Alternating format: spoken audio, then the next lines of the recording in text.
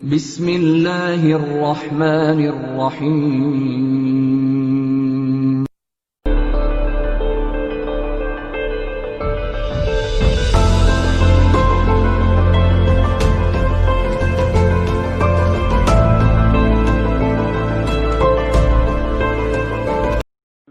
रहीम अस्सलाम वालेकुम।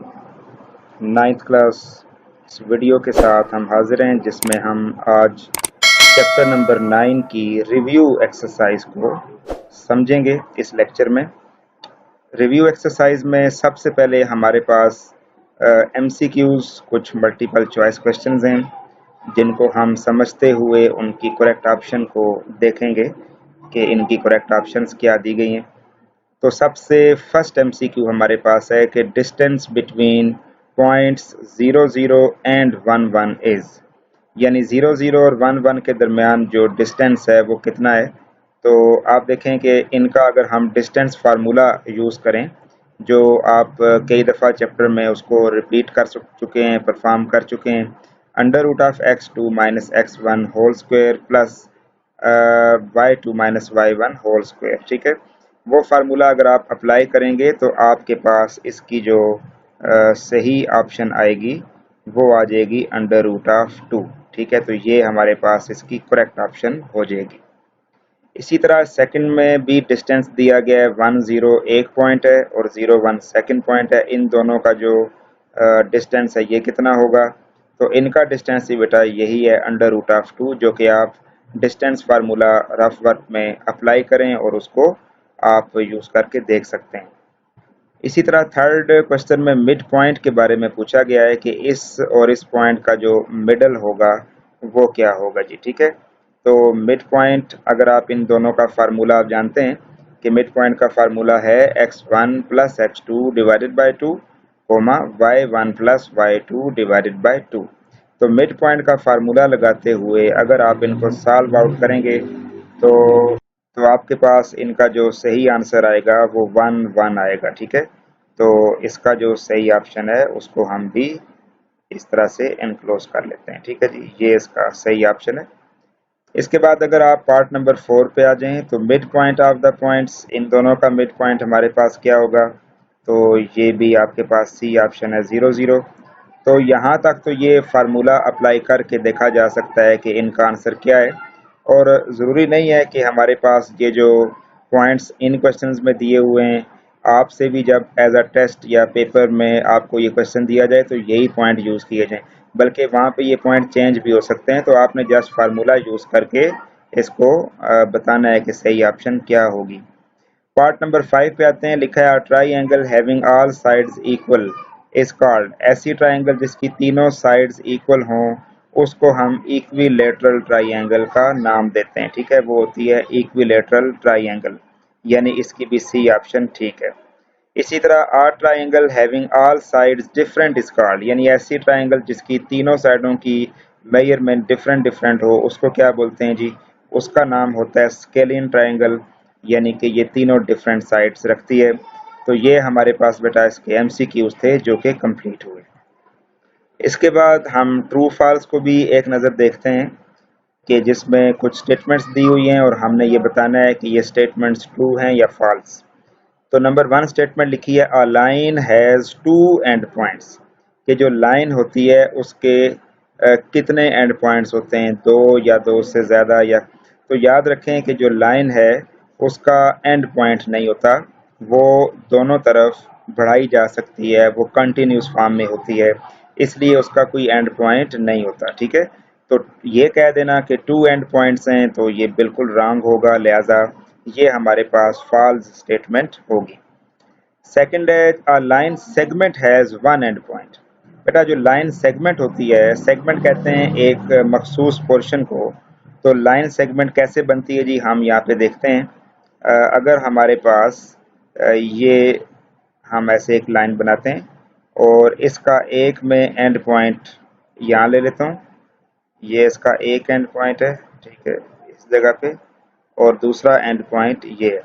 तो इसको मैं ए बोल देता हूँ, इसको मैं बी कह देता हूँ। तो ये यहाँ से लेके यहाँ तक ये एक सेगमेंट बन जाएगा जो कि इस लाइन का एक मखसूस हिस्सा था, इसलिए इसको हम लाइन सेगमेंट कहते हैं। तो आप ये देख सकते हैं कि लाइन सेगमेंट के यहाँ दो एंड पॉइंट्स हैं। एक इसका जो एंड पॉइंट है वो ये है और दूसरा इसका एंड पॉइंट ये है, ठीक है। तो ये दो इसके एंड पॉइंट्स हैं। तो ये कह देना कि line segment has one and point, तो ये बिल्कुल फॉल्स होगा, इसलिए ये स्टेटमेंट भी हम फॉल्स ही लेंगे। आगे जी, are triangle is found by 3 collinear points. बेटा सबसे पहली बात तो याद रखें कि कोलिनियर पॉइंट्स क्या होते हैं। कोलिनियर पॉइंट्स ऐसे पॉइंट्स को कहा जाता है जो कि एक ही लाइन पे लाई करें, मतलब ऐसे पॉइंट जिनको अगर आप मिला लें तो एक स्ट्रेट लाइन जनरेट हो जाए। जैसे मिसाल के तौर पे एक पॉइंट यहाँ है, एक पॉइंट यहाँ लगा दें, एक पॉइंट आप यहाँ पे लगा दें, ठीक है। अब अगर मैं इन तीनों पॉइंट्स को ज्वाइन करूँ यहाँ से लेके यहाँ तक, तो देखें ये मेरे पास एक स्ट्रेट लाइन जनरेट हो रही है, ठीक है। इसका मतलब है ये जो 3 पॉइंट्स थे ये कोलिनियर थे। तो वो कहता है जी कि जो ट्राइंगल है वो 3 कोलिनियर पॉइंट्स को मिला के बनती है। तो ये बिल्कुल गलत बात है, ये स्टेटमेंट फॉल्स है, क्योंकि 3 कोलिनियर पॉइंट्स को मिला के एक लाइन ही बन सकती है, ट्राइंगल नहीं बन सकती। ट्राइंगल अगर आपने बनानी है तो इन तीनों में से एट लीस्ट एक पॉइंट इस लाइन से बाहर होना चाहिए। मिसाल के तौर पे अगर ये पॉइंट यहाँ से बाहर होता, यहाँ पे होता, इस जगह पे ये पॉइंट अगर मैं यहाँ से रिमूव करके मैं थोड़ा सा ऊपर यहाँ पे लगा देता, तो अब ये पॉसिबल था कि ये पॉइंट इसके साथ मिलाते आप, ठीक है। ये पॉइंट आप इसके साथ मिलाते और फिर ये पॉइंट इसके साथ मिलाते, तो अब ये हमारे पास एक ट्राइंगल बन जाती। लेकिन जब तक ये कोलिनियर पॉइंट्स होंगे उस वक्त तक ये पॉसिबल नहीं है कि ये ट्राइंगल बने। तो ये स्टेटमेंट भी बिल्कुल फॉल्स है। उसके बाद है each side of a triangle has 2 collinear vertices, ठीक है। यानी इसमें कहा जा रहा है कि हर ट्राइंगल में से दो जो वर्टिसेस हैं, यानी उसके जो दो कॉर्नर्स हैं वो कोलिनियर होते हैं, ठीक है। तो इस बात को हम चलें पहले चेक कर लेते हैं, फिर हमें ये खुद पता चल जाएगा कि क्या ये स्टेटमेंट दुरुस्त है या नहीं। तो फर्ज किया हमारे पास एक पॉइंट ये है, इसी तरह एक पॉइंट हम यहाँ बना लेते हैं, ठीक है। तो एक पॉइंट हम यहाँ पे बना लेते हैं।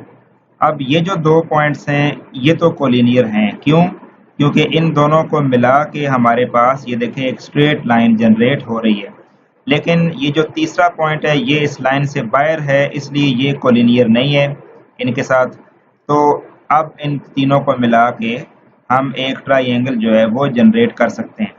तो आप देख सकते हैं कि किसी भी ट्राइंगल में कम से कम दो जो वर्टिसेस हैं, दो जो पॉइंट्स हैं वो कोलिनियर हो सकते हैं। अगर दो से ज़्यादा हैं तो फिर ट्राइंगल नहीं बन सकती। हमने पिछले इसमें स्टेप में पढ़ लिया, अगर दो से ज़्यादा पॉइंट्स कोलिनियर हैं, तीनों पॉइंट्स कोलिनियर हैं, तो फिर वो ट्राइंगल नहीं बन सकती, ठीक है। लेकिन अगर 3 में से 2 पॉइंट्स कोलिनियर हैं, जैसा कि यहाँ आप देख सकते हैं, तो फिर ट्राइंगल बन सकती है, यानी ये स्टेटमेंट ट्रू होगी, हम इसको मानेंगे, ठीक है। यहाँ पे आपके पास ये जो 4th स्टेटमेंट है ये ट्रू है, ठीक है। इसके बाद 5th पे आ जाते हैं। The end points of each side of a rectangle are collinear, ठीक है। यानी जो रेक्टेंगल होती है उसके जो एंड पॉइंट्स होते हैं, ठीक है, वो हमेशा कोलिनियर होते हैं। तो आपको पता है कि रेक्टेंगल किस तरह बनती है। ये हमारे पास एक रेक्टेंगल है, ये हमारे पास चलें जी एक रेक्टेंगल बन गई। अब इसके जो एंड पॉइंट्स हैं, ठीक है, तो जैसे ये वाला एंड पॉइंट, ये वाला, ये दोनों आपस में कोलिनियर हैं। ये वाला एंड पॉइंट और ये वाला ये कोलिनियर है। अगर आप इस पॉइंट को इसके साथ देखें तो ये भी स्ट्रेट लाइन बना रहा है, ये भी कोलिनियर है।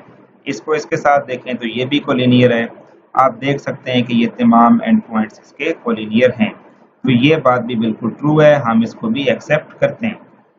उसके बाद है all the points that lie on the x axis are collinear. X axis पे जितने भी पॉइंट, ये उसका इशारा कार्टेशियन प्लेन की तरफ है, जिसमें आपको पता है कि हम एक ये वाई प्लेन बनाते हैं, ये हम एक्स प्लेन बनाते हैं। जब भी हम ग्राफ ड्रा करते हैं तो हम ये ज़रूर बनाते हैं। तो अब वो कहता है कि एक्स प्लेन के ऊपर जितने भी पॉइंट्स आते हैं, जैसे 1 2 3 4 5 6, इस तरफ -1 -2 -3, तो ये जितने पॉइंट्स हैं क्या ये कोलिनियर होंगे? तो इसका मतलब है, इसका आंसर है यस, ठीक है, क्योंकि वो सारे मिलके एक स्ट्रेट लाइन पे आ रहे हैं, तो इसलिए वो कोलिनियर होंगे। तो 6th स्टेटमेंट भी हमारी ट्रू है। उसके बाद है जी, origin is the only point collinear with the points of both the axis separately. Origin एक ऐसा पॉइंट होता है जो कि दोनों एक्सिस से सेपरेटली अगर देखा जाए तो वो कोलिनियर है। इसका मतलब पहले देख लेते हैं, ये वाई एक्सिस है देखें, और ये हमारे पास क्या है, एक्स एक्सिस है। इनके दरमियान में यहाँ पे ये आपको पता है जो इंटरसेक्शन पॉइंट होता है इसका, ये बेटा हमारे पास ओरिजिन होता है। तो ये जो ओरिजिन है ये हमारे वाई एक्सिस के अंदर भी आ रहा है। देखें वाई एक्सिस की अगर आप पॉइंट काउंट करना शुरू करें तो बीच में ये ओरिजिन आएगा ना। इसी तरह अगर एक्स एक्सिस पे देखें तो इसको भी जब आप काउंट करना शुरू करेंगे एक साइड से तो उधर भी ओरिजिन बीच में आएगा। इसका मतलब है कि ये ओरिजिन एक ऐसा पॉइंट है जो एक्स और वाई एक्सिस दोनों में लाई करता है, लिहाजा ये दोनों के लिए कोलिनियर होगा। तो ये बात भी ट्रू है, इस बात को भी हम एक्सेप्ट करते हैं। तो ये बेटा आपके पास ट्रू फॉल्स का जो क्वेश्चन था वो यहाँ पे एंड हुआ। इसके बाद रिव्यू एक्सरसाइज का जो थर्ड क्वेश्चन है, find the distance between the following pairs of points. बेटा इसका मैं जस्ट आपको रिव्यू दे रहा हूँ यहाँ पे।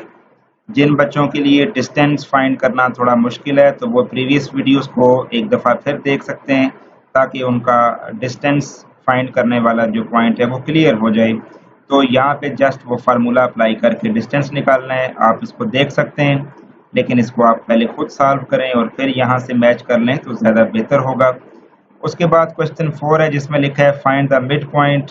इन तमाम पॉइंट्स का आपने मिड पॉइंट फाइंड करना है, तो वो भी बिल्कुल बेटा आसान सी बात है, ये आप स्क्रीन पे इसका रिव्यू भी देख सकते हैं। ठीक है, तो इसके साथ ही हमारे ये रिव्यू एक्सरसाइज भी अपने इख्तिताम को पहुंचती है और हमारा ये चैप्टर भी अपने इख्तिताम को पहुंचता है। हमारे इस चैप्टर में जिस किस्म की आपको कोई कंप्लेंट्स का सामना करना पड़े, आप इसको प्रैक्टिस के बाद उन कंप्लेंट्स को नोट डाउन करवा सकते हैं, तो इंशाल्लाह बहुत जल्द आपकी वो कंप्लेन क्लियर कर दी जाएंगी। ये चैप्टर आज आपका क्लोज हो चुका है। मुझे इजाज़त दें, अपना ख्याल रखिएगा। अस्सलाम वालेकुम, अल्लाह हाफ़िज़।